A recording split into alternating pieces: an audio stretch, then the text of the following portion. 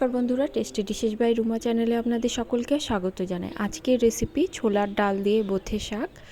এই শাক রেসিপিটি শুধুমাত্র বোথে শাক নয়, বিভিন্ন শাক দিয়ে করতে পারবেন, তবে পালং শাক দিয়ে কিন্তু এই রেসিপিটি করা যাবে না। তাহলে চলুন শুরু করা যাক। রেসিপিটি শুরু করার আগে একটু অনুরোধ, ভিডিওটি ভালো লাগলে লাইক কমেন্ট করবেন এবং সাবস্ক্রাইব করে পাশে থাকবেন। ছোলার ডাল দিয়ে বোথে শাক করার জন্য প্রথমে ছোলার ডালগুলো আমি ধুয়ে নিয়ে 2 ঘন্টার মতো ভিজিয়ে রাখবো।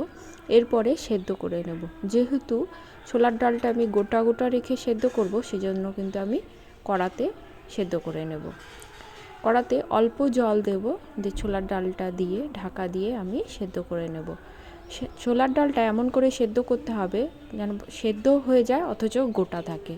প্রেসারে দিলে অনেক সময় গলে যেতে পারে, সেই জন্য আমি কিন্তু কড়াতে সেদ্ধ করে নেব। এছাড়াও নেব বোথে শাক। বোথে শাকগুলো প্রথমে আমি ভালো করে বেছে নেব, তারপরে ধুয়ে নিয়ে আমি বানিয়ে নেব।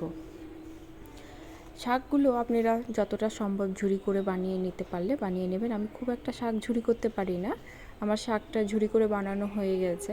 এবার রান্নাটা শুরু করব। এর জন্য কড়াটা বসিয়ে দেব। রান্নাটি আমি সর্ষের তেলে করব। কড়াতে দিয়ে দেব সর্ষের তেল। তেলের পরিমাণটা একটু বেশি দেব।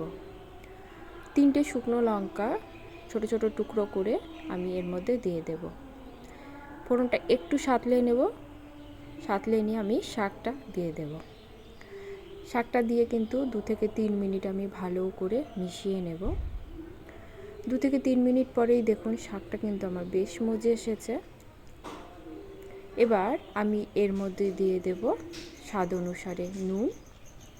নুনটা কিন্তু একটু দেখেই দিতে হবে, যেহেতু আমি ডাল সেদ্ধর সময় অল্প নুন দিয়েছিলাম, তাই নুনটা একটু সাবধানে দিতে হবে। আর দিয়ে দেব হলুদ।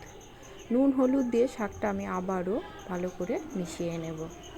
ঢাকা দিয়ে 3 মিনিটের মতো আমি লো স্টিমে রান্না করে নেব। এতে শাকটা কিন্তু বেশ মজে আসবে। ঢাকা দিয়ে রান্না করার জন্য দেখুন শাকটা বেশ মজে এসেছে এবং শাক থেকে যে জলটা বেরিয়েছে তাতে শাকটা কিন্তু ভালোভাবে মজে গেছে। এবার গ্যাসের ফ্লেমটা আমি লোতে করে দেব।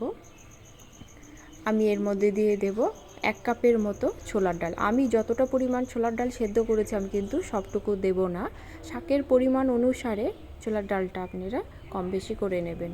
এখানে আমি 1 কাপের মতো সেদ্ধ ছোলার ডাল ব্যবহার করেছি। ছোলার ডালটা দিয়ে আরও 3 থেকে 4 মিনিট আমি ভালো করে ভেজে নেব। রান্নাটি করা মোটামুটি 4 থেকে 5 মিনিট হয়ে গেছে। ডালটাও কিন্তু বেশ ভাজা ভাজা হয়ে গেছে, শাকটাও ভাজা ভাজা হয়ে গেছে। এবার আমি এতে দিয়ে দেব কোরানো নারকেল।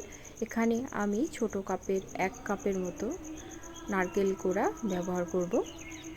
নারকেলটা দিয়ে আমি আরও মিনিট খানেকের মতো ভালো করে শাকের সঙ্গে মিশিয়ে নেব। 1 মিনিটের মতো ভাজা হয়ে গেছে, দেখুন বেশ মাখো মাখো হয়েছে। এবার দিয়ে দেব 1 চামচের মতো চিনি। এই শাকটা একটু মিষ্টি হয়, তাই চিনির পরিমাণটা আমি একটু বেশি দিয়েছি, তবে আপনারা চিনির পরিমাণটা আপনাদের টেস্ট অনুসারে কম করে নিতে পারেন বা বেশি করে নিতে পারেন। চিনিটা দিয়ে আমি আবারও মিনিট 2 মতো ভালো করে শাকটা ভাজা ভাজা করে নেব। এই শাক ভাজার উপরে শাকের টেস্টটা কিন্তু নির্ভর করছে। এই শাকটা শুধুমাত্র পালং শাক বাদে যে কোনো ধরনের শাক, অর্থাৎ নোটে শাক, বোথে শাক বা মেথি শাক দিয়ে করতে পারেন। গরম ভাতে পরিবেশন করুন, এর স্বাদ কিন্তু মুখে লেগে থাকবে।